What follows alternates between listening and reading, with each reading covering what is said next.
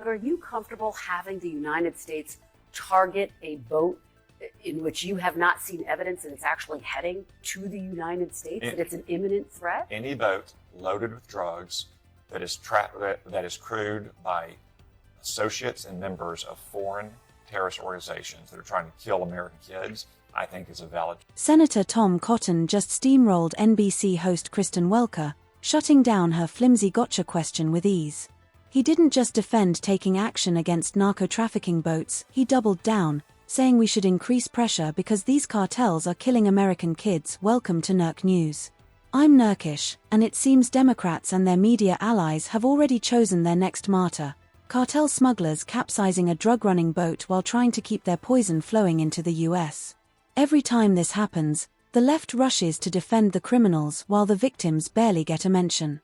Same story we saw when Trump took on MS-13: outrage for the gangs, excuses for the violence, and silence for the communities left to suffer. Cotton, meanwhile, is one of the few spelling out what's really at stake.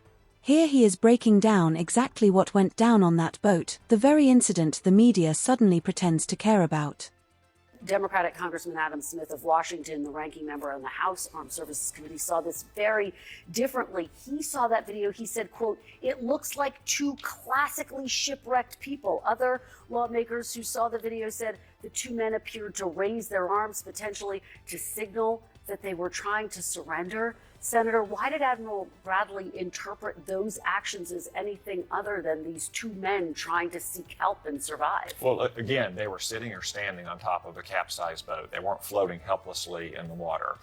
And Kristen, I don't think it matters all that much what they were trying to do. It looked at one point like they were trying to flip the boat back over, presumably to rescue its cargo and continue their mission. Or to stay afloat, maybe they were signaling to other airplanes or drug cartel boats because they're in waters that are just off drug cartel areas. At one point, the guy takes off his T-shirt. Maybe he's trying to get a suntan. It doesn't really matter what they were trying to do. What matters is that they were not in a shipwreck state, distressed, dog paddling in the water at all. And therefore, that boat, its cargo, and those drug traffickers remained valid targets. And I think what the Democrats object to here is not the second strike, it's the first strike and every other strike. And we are all these. What President Trump is trying to do, and what I support, is to protect Americans from these drugs, especially kids. Again, we've had hundreds of thousands of Americans die of drug overdoses in recent years. And it's been proven that the best way to have a large-scale effect on these drug traffickers is to destroy these boats. Interdiction is very dangerous for our sailors or for our Coast Guardsmen. It's time-consuming, and it's clear over the years that it simply doesn't have the kind of impact that blowing up these boats do. Right now, there's been a significant decrease in drugs trafficked into our country, and I bet there's a significant decrease in the number of cartel members who are willing to get on these boats. We are going to the source where we have large-scale boats that are trafficking hundreds, if not thousands of pounds of drugs that could kill thousands of Americans, hundreds of Arkansans a year. It is a highly effective and efficient way to stop these drugs from reaching our shores. These weren't desperate castaways, they were traffickers tied to a foreign terrorist network, hauling cartel product into the United States, and intelligence confirmed the vessel was loaded. Watching Welker frame them as helpless shipwreck victims is exactly the kind of media misdirection people have been rejecting for years. They weren't drowning, they were flipping the boat trying to recover fentanyl or signal their partners. And with 105,000 overdose deaths in 2023, nearly 70% linked to synthetic opioids, using force isn't some wild escalation. It's the bare minimum for national security and public safety. Especially, they owe an apology to Admiral Mitch Bradley. He is a highly decorated career Navy SEAL. Well, the Washington Post reported there was a second strike, which at first the administration seemed to deny. Let me ask you this specific question. Would it be legal for police in Arkansas to kill suspected drug dealers on a boat in an overturned lake?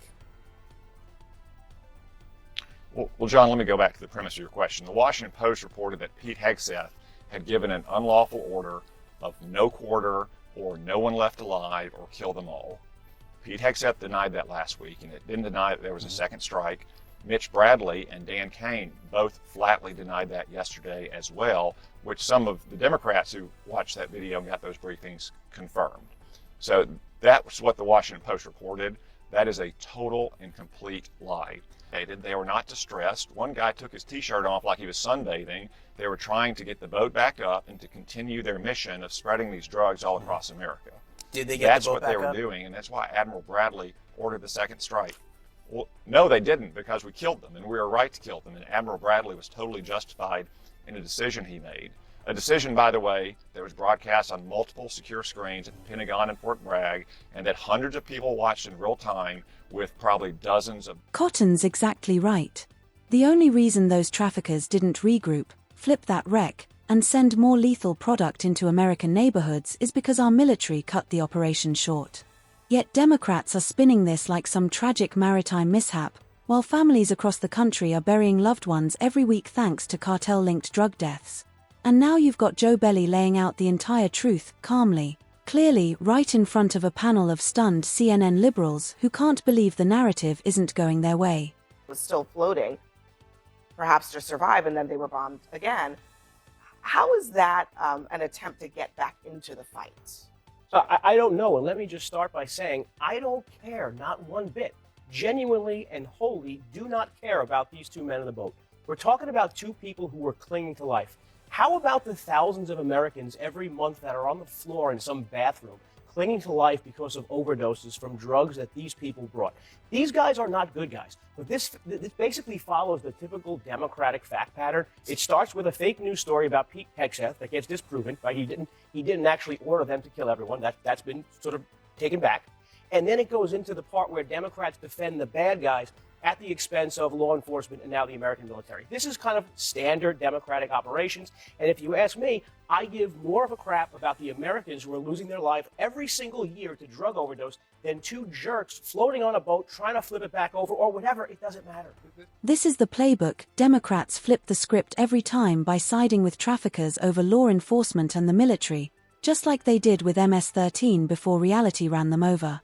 Look at overdose numbers in states like Pennsylvania or North Carolina. The crisis speaks for itself. Communities are being gutted while liberals run PR cover for traffickers and pretend the influx isn't happening. And remember when CNN and Democrats mocked Trump for raising concerns about drugs coming across the northern border during tariff talks with Canada? Same denial then, same denial now.